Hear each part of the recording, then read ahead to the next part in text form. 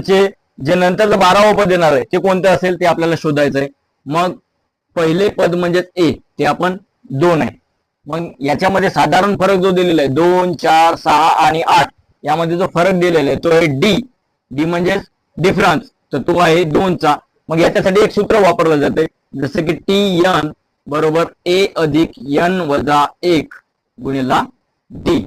आता याच्यामध्ये एन आपलं जे असणार आहे ते असेल जे आपल्याला पद करायचं आहे ते. मग टी 12 बरोबर ए असणार आहे पहिलं पद म्हणजे 2 अधिक एन 12 वजा 1 गुणिला डी म्हणजे आपला जो संख्या दिलेला आहे त्याच्यामध्ये असलेला फरक तो असेल आपला 2.